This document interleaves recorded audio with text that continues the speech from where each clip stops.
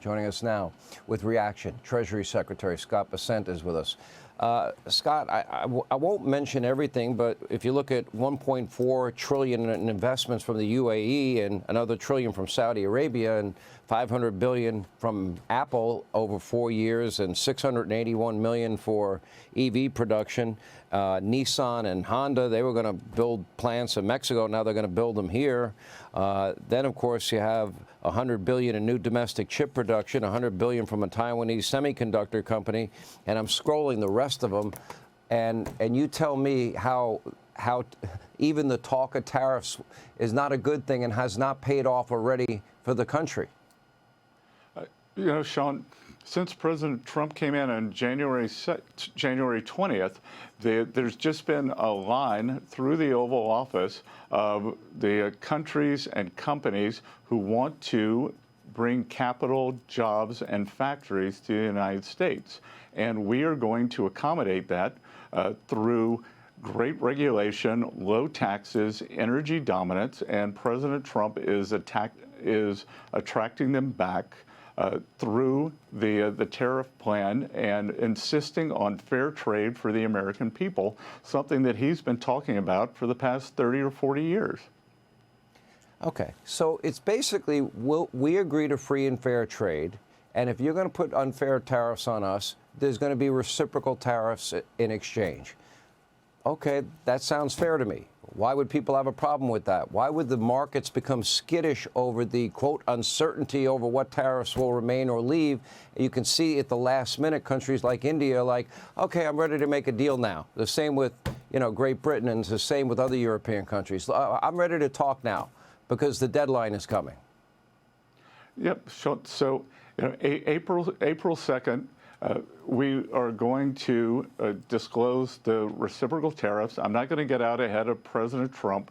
He's going to announce them 3 o'clock on Wednesday.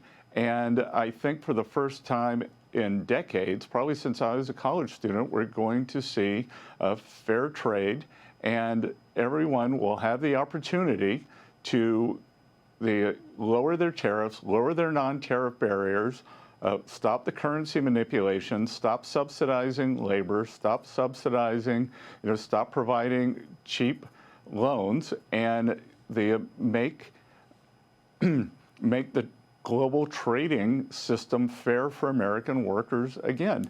And if President Trump campaigned on this, he has a mandate. As you know, he had a substantial electoral college majority. He won all 7 swing states, and he won the popular vote. So he has a mandate to do this.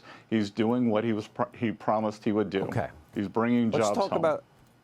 So he wants to make his tax cuts permanent, which I agree with. He wants no tax on tips, no tax on overtime, no tax on Social Security, and nor will he touch Social Security, Medicaid, Medicare, except to eliminate waste, fraud, and abuse, which is a very different scenario. Okay, with all of that said, I've always believed as a conservative and as a supply-sider that a rising tide lifts all boats. Reagan, by cutting taxes, literally doubled revenues in 8 years to the federal government and created 22 million jobs. In the first 3 years of the Trump administration, his tax cuts resulted in the lowest unemployment rates for African Americans, Hispanic Americans, Asian Americans, women in the workplace, and African American youth unemployment. Why would we expect a different result when it's worked every time in my adult lifetime? Well, because the Democrats don't want to admit that it worked. And what we saw in President Trump's term was not only fantastic job growth, but fantastic wage growth for all the groups you just named. Working Americans did fantastic under President Trump. That hourly workers did better than supervisory workers.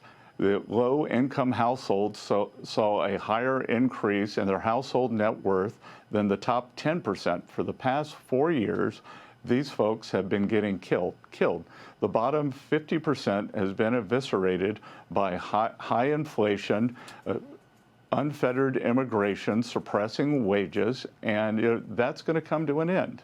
We are going to make the cuts, or the 2017 Tax Cuts and Jobs Act, we're going to make it permanent, And then we are going to layer on President Trump's campaign promises: no tax on tips, no tax on Social Security, no tax on overtime, and we're going to make purchasing an American car tax deductible again. All right, Scott Bessent, appreciate it. Hey, Sean Hannity here. Hey, click here to subscribe to Fox News YouTube page and catch our hottest interviews and most compelling analysis. You will not get it anywhere else.